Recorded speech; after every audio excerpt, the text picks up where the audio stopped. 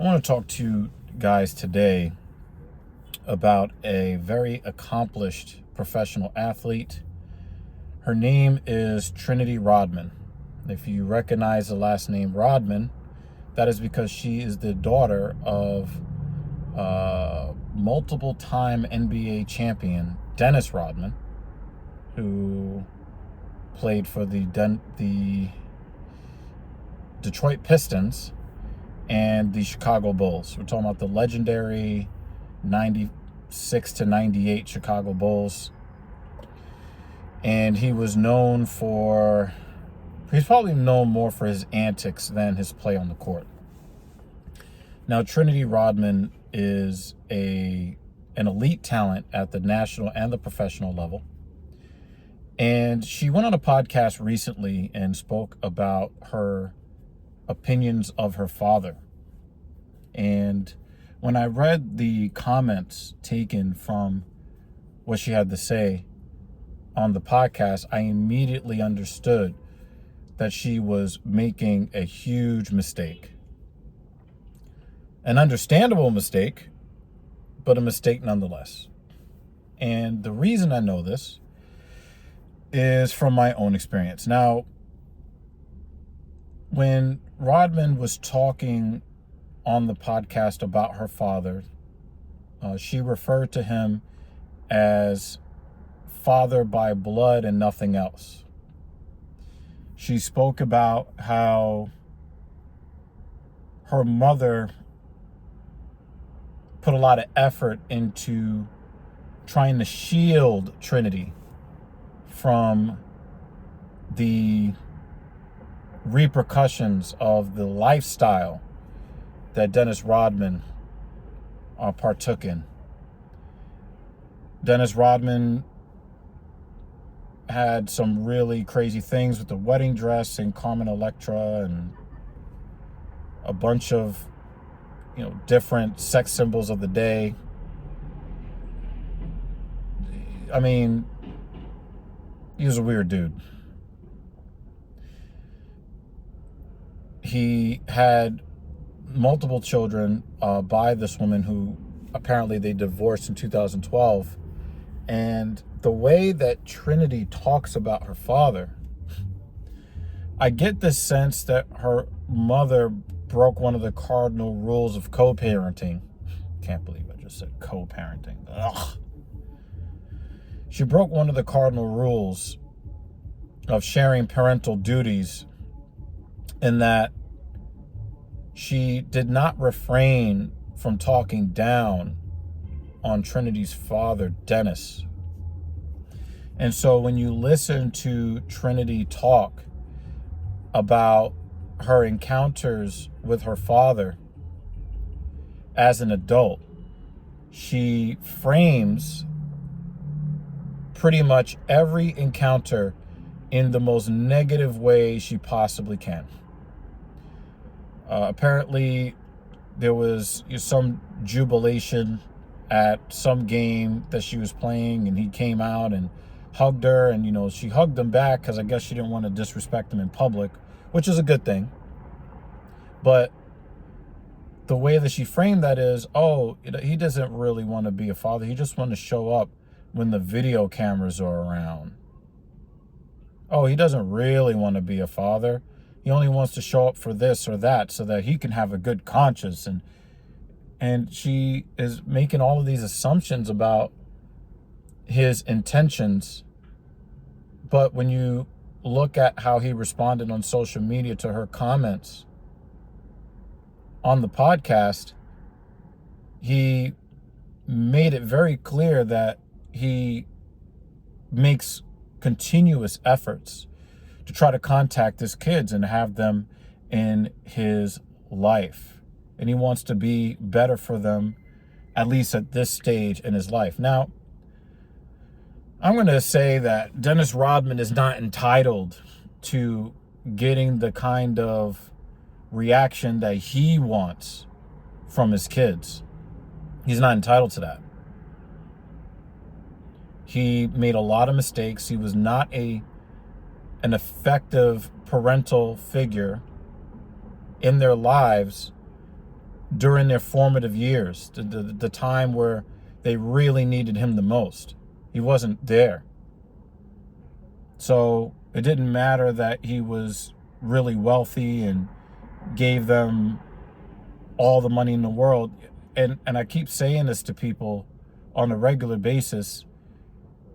Whenever you talk to the children of rich parents, they are consistent in that they would rather not be wealthy and have their parents around than to be filthy fucking rich and get all the newest everything and not have to lift a finger for anything. They really do need the parents.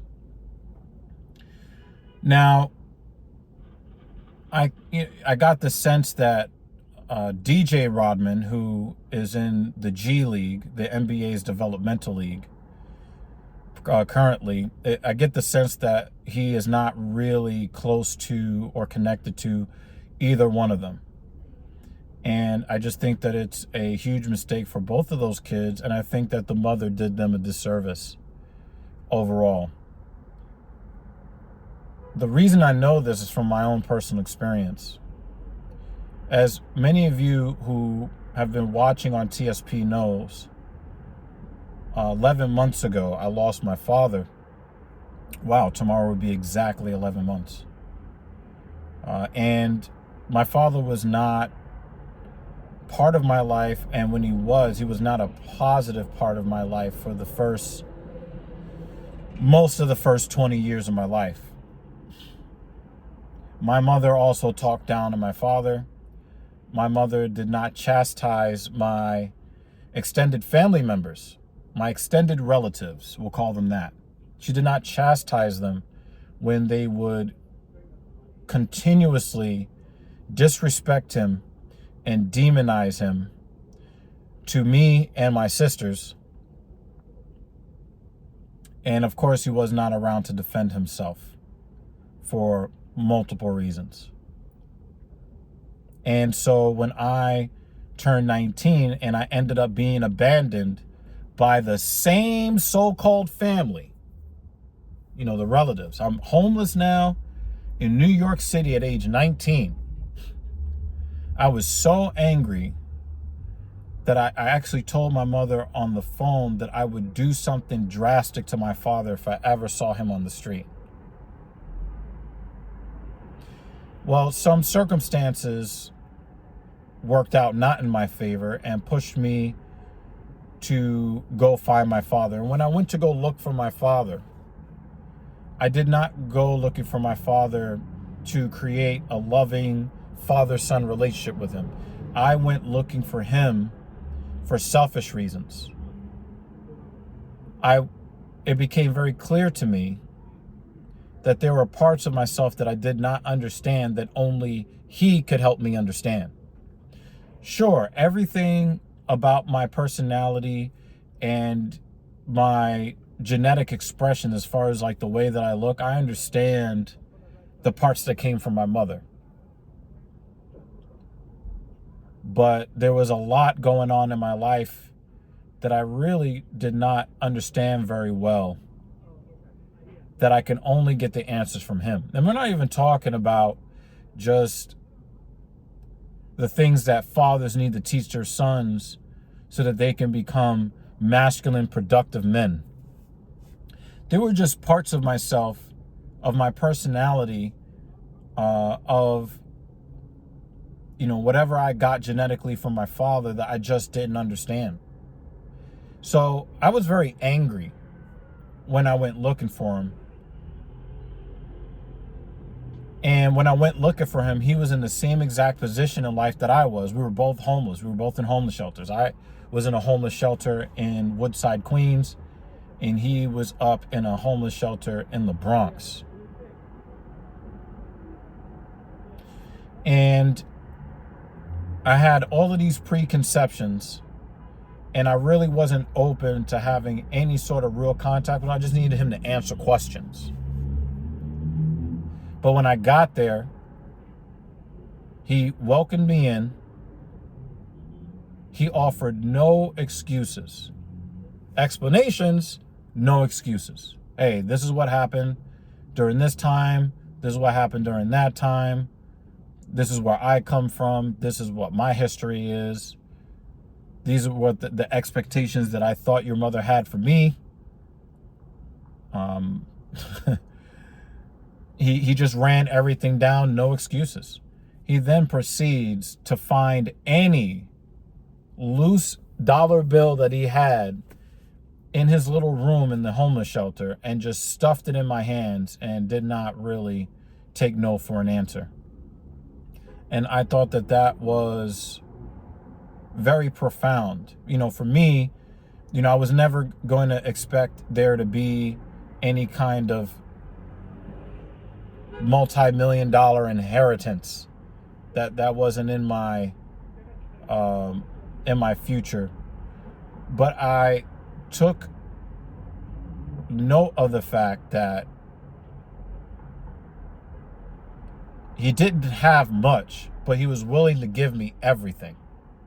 And I would not have expected that, because my mother and my relatives in the extended context, they really tried to poison my perception of him and speak down on him when he was not around to defend himself, which I look back on it now and I was like, wow, they are some cowards.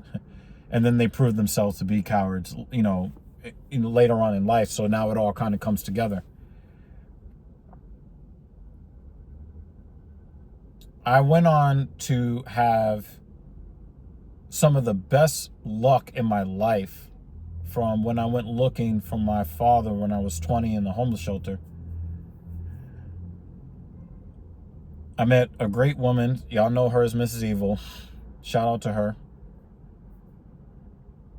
And my father gave me so much wisdom, not as like an authority figure or like, he was like trying to be a father. He knew that he didn't have the right to try to act like he was my father. He wasn't there for the first 20 years. He understood that. But he just tried to give me anything that he had of value in his mind or in his very sparse wallet.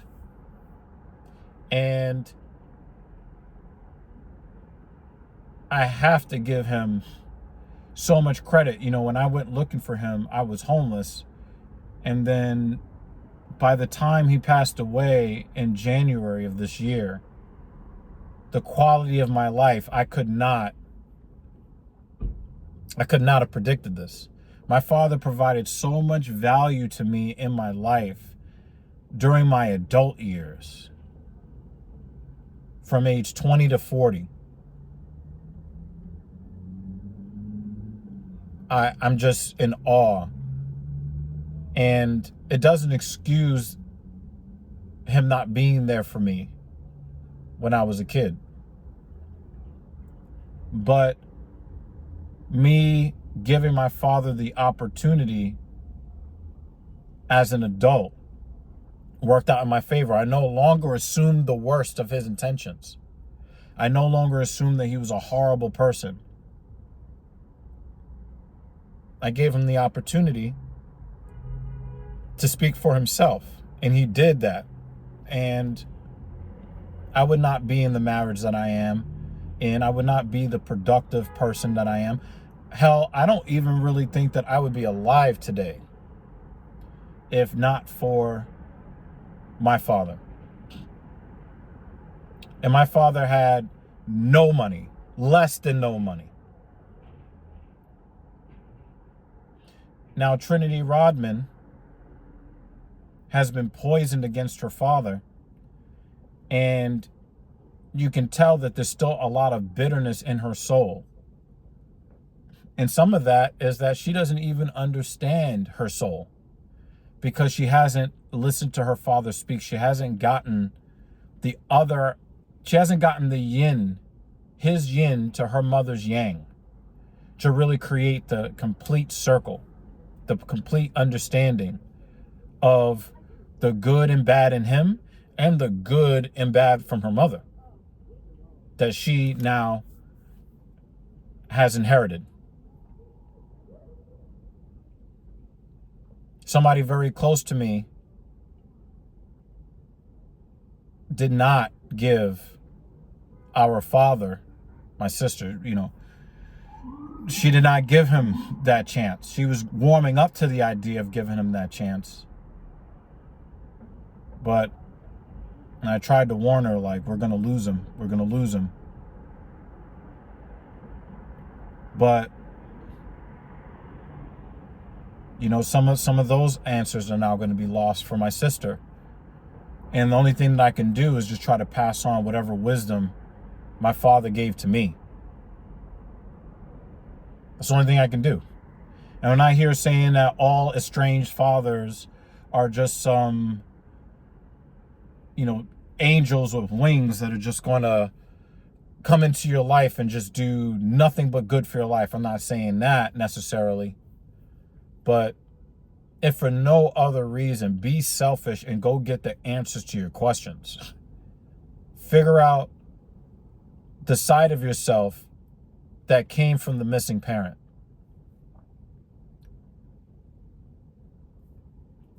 It's really hard to be a well-rounded individual if you don't really understand large swaths of yourself. And I just hope that Trinity Rodman is able to figure that out before it's too late. The link to the article on ESPN.com where I learned of this will be in the description box down below. I really want to get your opinions in the comment section.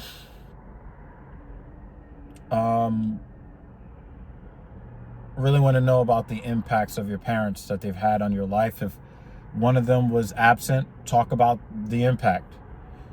If one of your parents wasn't there for you when you were a kid, but ended up there for you as an adult, talk about that transformation and how that affected your life.